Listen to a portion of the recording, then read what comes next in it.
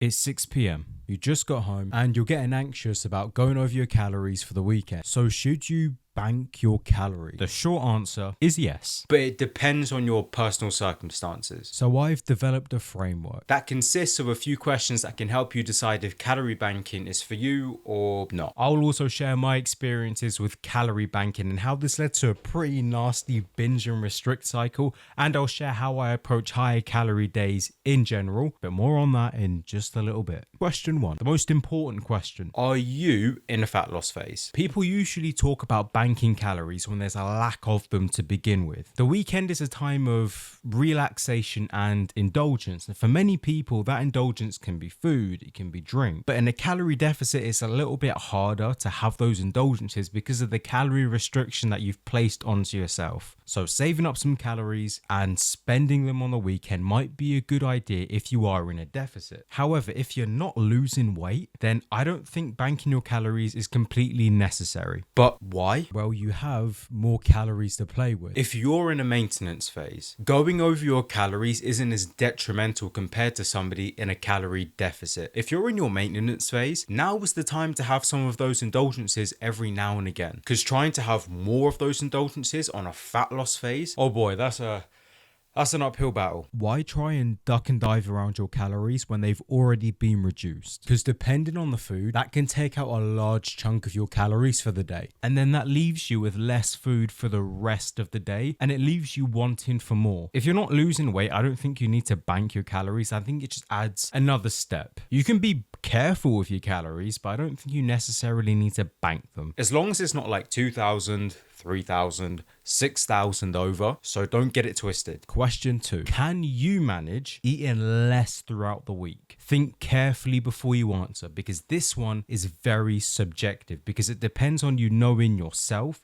knowing your own levels of hunger, and how you will respond to a reduction of calories throughout the week. If you're like me, then knocking off a few hundred calories over the course of 2 or 3 days throughout the week can really elevate my hunger levels. And in the past, this has led to me only living for the weekends because I know I'm going to get that dopamine hit. And this is what led to that really nasty restrictive binge eating cycle that I found myself in. For me, I can't eat less during the week because any resemblance of a fat loss phase mentally just tips me over the edge. You've had 8 to 12 weeks of dieting, and now you're telling me that I have to mentally put myself back in that state just to eat one certain food that I really want. Nah, it ain't happening. My fat loss phase is done. I ain't going back. Especially when you're coming off a cut or a fat loss phase and there's diet fatigue. Just mentally trying to get myself back into that headspace, it just stresses me out. This one really comes down to how badly you want the food and how you've responded to the other questions. But if you're a person who thinks that reducing your calories throughout the week just to spend them on the weekend is going to bring more problems to your doorstep, I'd avoid banking your calories. I'd suggest you make a low calorie, high protein version of that food. Or if you know it's just going to be one of them days where you are just going to go over your calories,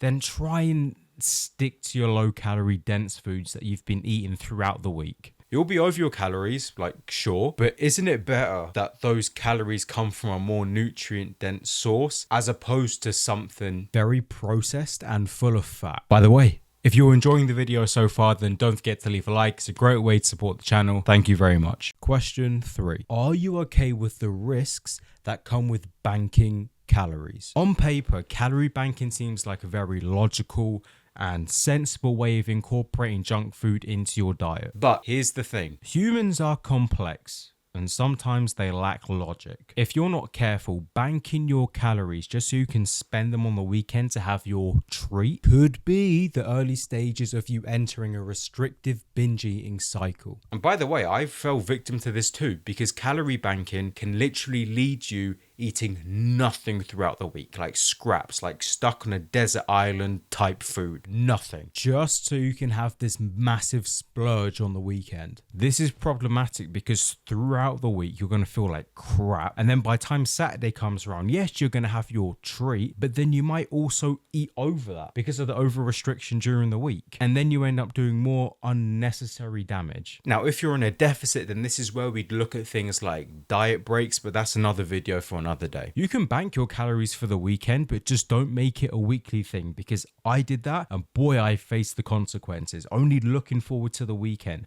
having a backwards mentality and outlook on food, feeling like crap throughout the week. The list could go on and on and on and on. I've only recently escaped this notion of thinking, and to be honest, it's still something that affects me to this day, so just be careful. So I've given you a few questions to think about when deciding if you should bank your calories for the weekend. But how do I do it? My approach to a high calorie weekend or day probably isn't the most healthiest, but through loads of experimentation and using different methods throughout the years, this is just the way that I do it. So throughout the week, I'm going to stick to my plan.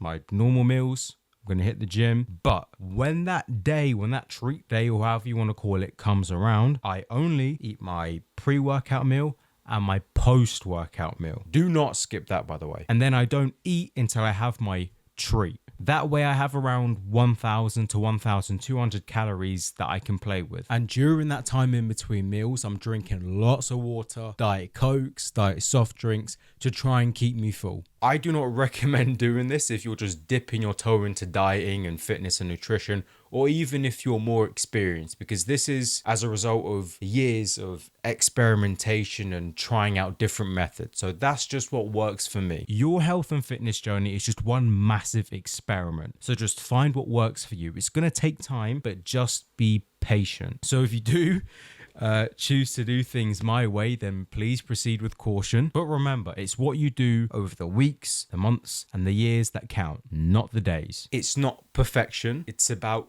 consistency. Losing weight is really tough, but I'd argue that keeping the weight off after a diet is even harder. So if you want to learn how to